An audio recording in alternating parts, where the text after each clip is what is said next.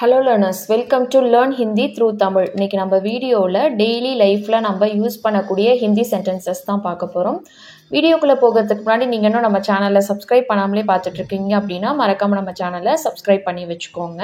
நம்மளோட 20 days spoken Hindi class video பார்த்தீங்க அப்படின்னா நீங்கள் பிகினராக இருக்கிற பட்சத்தில் உங்களுக்கு ஹிந்தி பேச ஸ்டார்ட் பண்ணுறதுக்கு தேவைப்படக்கூடிய எல்லா சென்டென்ஸ் ஃபார்மேட்டுமே ரொம்ப பேசிக் சென்டென்ஸ் எப்படி ஃபார்ம் பண்ணுறதுலேருந்து நம்ம வேர்பலாக எப்படி யூஸ் பண்ணலாம் எல்லா டென்ஸ்லேயும் அப்படின்றத டீட்டெயிலாக நம்ம டெய்லி லைஃப்பில் யூஸ் பண்ணுற சென்டென்சஸை எக்ஸாம்பிளாக சொல்லி எக்ஸ்பிளைன் பண்ணியிருப்பேன். ஸோ அந்த பிளேலிஸ்ட்டுக்கான லிங்க் டிஸ்கிரிப்ஷன்லேயும் ஃபர்ஸ்ட் கமெண்ட்லேயும் பின் பண்ணுறேன், செக் பண்ணி பாருங்கள். ஃபர்ஸ்ட் சென்டென்ஸ் பார்க்கலாம். போக போக என்ன நடக்குதுன்னு பாரு அப்படின்னு சொல்கிறதுக்கு எப்படி சொல்லலாம்னா ஹிந்தியில் ஆகே ஆகே தேக்கோ ஹோத்தா கியா ஹே. ஸோ ஆகே ஆகே தேக்கோ அப்படின்னா போக போக பாரு அப்படின்றத அர்த்தம். போக போக அப்படின்னா ஆகே ஆகே, பாரு அப்படின்னு சொல்கிறதுக்கு தேக்கோ, ஹோத்தா கியா ஹே என்ன நடக்குதுன்னு அப்படின்றது அர்த்தம். ஸோ ஆகே ஆகே தேக்கோ ஹோத்தா கியா ஹே. பெட்ரோல் ரேட்டு ஒவ்வொரு வருஷமும் அதிகமாகிட்டே போகுது. ஸோ இங்கே தமிழில் ஒரு மிஸ்டேக் இருக்குது, அதிகமாகிட்டே போகுது அப்படின்றது தான் அந்த மிஸ்டேக் கொடுத்துருக்கேன். ஸோ பெட்ரோல் ரேட்டு அப்படின்னு சொல்கிறதுக்கு பெட்ரோல் கா பாவ் அப்படின்னு சொல்லலாம், இல்லை பெட்ரோல் கா கீமத் அப்படின்னு சொல்லலாம். ஸோ ரெண்டுமே கரெக்டு தான். பெட்ரோலினுடைய அந்த உடையன்னு சொல்கிறோம்ல, அதுதான் கா அப்படின்றது ஹிந்தியில் சொல்கிறோம். ஸோ நம்ம பேசும்பொழுது பெட்ரோல் ரேட்டுன்னு சொல்லுவோம், பட் அது அதுக்கான அர்த்தம் என்ன, பெட்ரோல் உடைய ரேட்டு அப்படின்றது தான் அர்த்தம். ஸோ அதனால தான் பெட்ரோல் கா பாவ் இல்லைனா பெட்ரோல் கா கீமத். ஒவ்வொரு வருஷமும் அப்படின்னு சொல்கிறதுக்கு ஹர் சால், சால் அப்படின்னா வருஷம் அப்படின்றது அர்த்தம். ஒவ்வொரு அப்படின்னா ஹர் அப்படின்றத சொல்லுவோம். ஸோ ஒவ்வொரு நாளும் அப்படின்னா ஹர் தின் அப்படின்னு சொல்லுவோம். ஹர் சால் அப்படின்னா ஒவ்வொரு வருஷமும் அப்படின்றது அர்த்தம். படுத்தா ஜா ரஹா ஹே, அதிகமாகிக்கிட்டே போகுது அப்படின்னா படுத்தா ஜா ரஹா ஹே, அதிகமாகி கொண்டே போகிறது. ஸோ இது கண்டினியூஸ் டென்ஸில் வரும், அதனால தான் இங்கே ரஹா அப்படின்றது வருது. கண்டினியூஸ் டென்ஸ் அப்படின்னாலே நமக்கு ரஹா ரஹி ரஹி இந்த 3 வார்த்தையில் ஏதாவது ஒரு வார்த்தை அந்த ஜெண்டரை பொறுத்து நமக்கு வரும். ஸோ இங்கே பெட்ரோல் கா பாவ் ஹர் சால் படுத்தா ஜா ரஹா ஹே. நெக்ஸ்ட்டு பாருங்கள், சுவாசிக்கிறதுக்கு எனக்கு கஷ்டமாக இருக்குது, கொஞ்சம் ஜன்னலை திறங்க. ஸோ நம்ம இப்போ பஸ்ஸில் ட்ரெயின்லலாம் போயிட்டுருக்கும் பொழுது மூச்சு அடைக்கிற மாதிரி இருந்ததுன்னா காற்று பற்றாமல் ஸோ ஜன்னலை ஓப்பன் பண்ணுங்க அப்படின்னு சொல்கிறதுக்கு நம்ம இப்படி சொல்லுவோம். சான்ஸ் லேனே மே முஜே திக்கத் ஹோ ரஹா ஹே, ஜரா கிடக்கி கோலோ. ஜரா கிடக்கி கோலோ அப்படின்னா கொஞ்சம் ஜன்னலை திறங்க. கிடக்கி அப்படின்னா ஜன்னல், திறங்க அப்படின்னு சொல்கிறதுக்கு கோலோ. கொஞ்சம் அப்படின்னா இது அளவை குறிக்கல, ஒரு ரெக்வஸ்ட் மாதிரி, அதாவது கொஞ்சம் திறங்கல அப்படின்னு சொல்லி கேட்குற மாதிரி. ஸோ அதுக்கு ஜரா அப்படின்றத சொல்லணும்.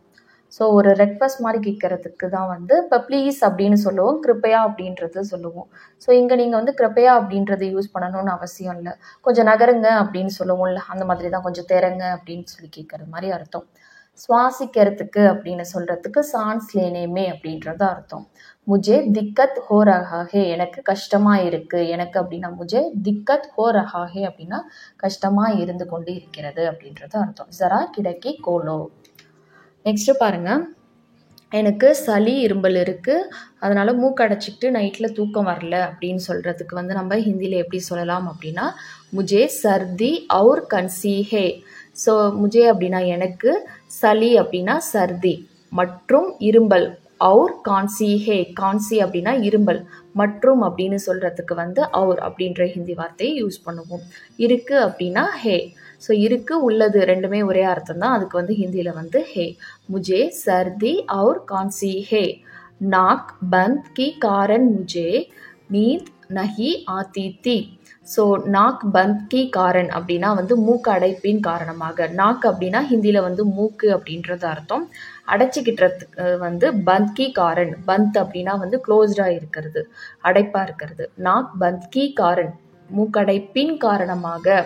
பந்த் கி காரன், ஸோ நாக் பந்த் கி காரன் அப்படின்னா மூக்கடைப்பின் காரணமாக. தமிழில் நம்ம காரன் காரணமாக அப்படின்னு சொல்கிறோம்ல, அதுக்கு ஹிந்தியில் காரன் அப்படின்றத சொல்லுவோம். இது ஆல்மோஸ்ட் சிமிலராக இருக்கா ஹிந்தியும் தமிழும்.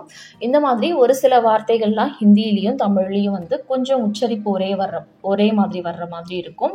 அந்த மாதிரியான வார்த்தைகள்லாம் நான் 2 வீடியோஸில் எக்ஸ்பிளைன் பண்ணியிருப்பேன். அந்த வீடியோஸ்க்கான லிங்க்கை நான் டிஸ்கிரிப்ஷன்லேயும் ஃபர்ஸ்ட் கமெண்ட்லேயும் பின் பண்ணுறேன், செக் பண்ணி பாருங்கள். முஜே நீந்த் நஹி ஆத்தி தி, எனக்கு தூக்கம் வரவில்லை. எனக்கு அப்படின்னா முஜே, நீந்த் அப்படின்னா தூக்கம், நஹி ஆத்தி தி நான் வந்து வரவில்லை அப்படின்றது அர்த்தம். முஜே சர்தி और खांसी है, नाक बंद के कारण मुझे नींद नहीं आती थी.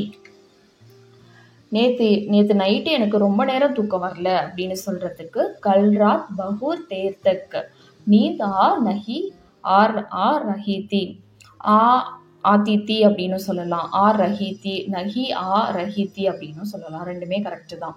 கல்ராத் அப்படின்னா நேற்று இரவு, பகுத் தேர் தக் அப்படின்னா வந்து ரொம்ப நேரம் வரைக்கும் அப்படின்றது அர்த்தம். தக் அப்படின்னா வரை அப்படின்றது அர்த்தம். பகுத் தேர் அப்படின்னா ரொம்ப நேரம், பகுத் அப்படின்னா ரொம்ப நேரம். ஸோ தேர் அப்படின்றது நேரத்தை குறிக்குது. இங்கே நீங்கள் சமை அப்படின்றதும் சொல்லலாம். நீந்த் நஹி ரஹித்தி, இந்த ஃபேன் ஓடும்போது ரொம்ப சத்தம் கேட்குது அப்படின்றத நம்ம எப்படி சொல்லலாம்னா, ஏ ஃபேன் கா சல்தே சமை தேஜ் ஆவாஸ் கர் ரஹா ஹே.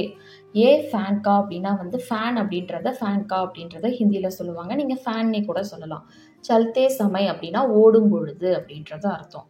தேஜ் ஆவாஸ் கர் ரஹா ஹே அப்படின்னா ரொம்ப சத்தம் கேட்குது. ஆவாஸ் அப்படின்னா சத்தம், ரொம்ப சத்தம் அப்படின்னா வந்து தேஜ் ஆவாஸ் கர் ரஹா ஹே, ரொம்ப சத்தம் கேட்டுக்கொண்டு இருக்கிறது, அதுதான் சத்தம் கேட்கிறது அப்படின்றத சொல்லுவோம். பட் அது கண்டினியூஸாக கேட்டுட்டு இருக்கு அப்படின்றதான் சொல்கிறோம். ஸோ கண்டினியூஸ் டென்ஸில் வரும். அதனால தான் கர் ரஹா ஹே அப்படின்றது வருது. நேற்றுக்கு உங்கள் வீட்டில் ரொம்ப நேரம் லைட் எரிஞ்சுக்கிட்டு இருந்தது, நீங்கள் என்ன பண்ணிகிட்டு இருந்தீங்க அப்படின்னு சொல்லி கேட்குறதுக்கு கல் ஆப்கி घर में काफ़ी देर तक लाइट चलती रही थी, आप क्या कर रहे थे.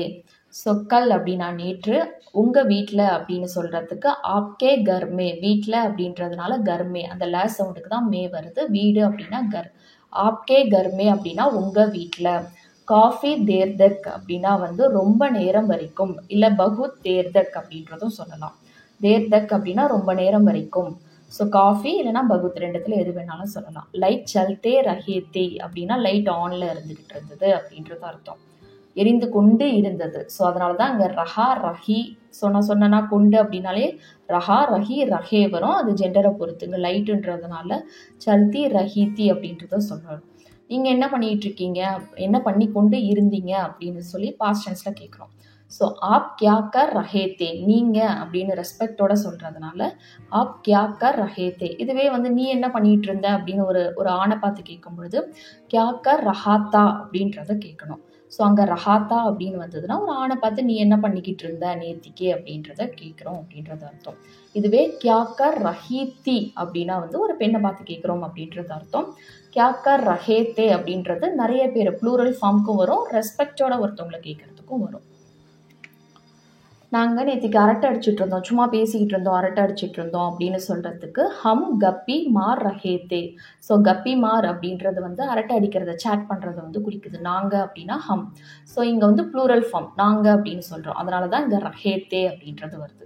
இதுவே நான் அரட்டை அடிச்சுட்டு இருந்தேன் அப்படின்னு ஒரு ஆண் சொல்கிறாங்க அப்படின்னா மே கப்பே மார் ரஹாத்தா அப்படின்றது வரும். ஒரு பெண் சொல்லும் பொழுது கப்பே மார் ரஹீத்தி அப்படின்றது வரும். இங்கே நாங்கள் அப்படின்றதுனால ரஹேத்தே அப்படின்றது வருது. நான் உங்கள் நல்லதுக்கு தான் சொல்கிறேன் அப்படின்னு சொல்கிறதுக்கு, யாருக்காவது அட்வைஸ் பண்ணும்பொழுது நம்ம சொல்லுவோம்ல, நான் உங்கள் நல்லதுக்கு தான் சொல்கிறேன் அப்படின்னு சொல்கிறதுக்கு ஹிந்தியில் எப்படி சொல்லலாம்னா மே ஆப்கி பலாய் கேலியே போல் ரஹாஹுன். ஸோ மே அப்படின்னா நான், உங்களுடைய அப்படின்னா ஆப்கே, நல்லதுக்காக அப்படின்னு சொல்கிறதுக்கு பலாயி கேலியே, போல் ரஹாஹூன் அப்படின்னா சொல்லி கொண்டு இருக்கிறேன். அதுதான் நம்ம பேச்சு வழக்கில் சொல்கிறேன் அப்படின்றத சொல்லுவோம். பட் அதுக்கான அர்த்தம் வந்து ஐம் சேயிங், போல் ரஹாஹூன் அப்படின்றது தான் சொல்லணும்.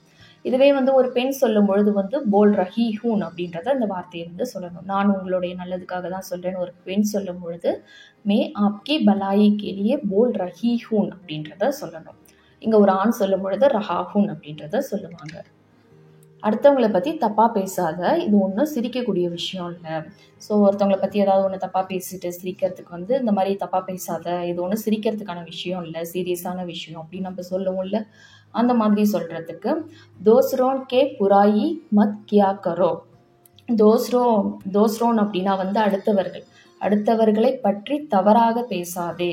ஸோ தோஸ்ரோன் கி புராயி மத் கியா கரோ, புராயி மத் கியா கரோ அப்படின்னா தவறாக பேசாதே அப்படின்றது அர்த்தம்.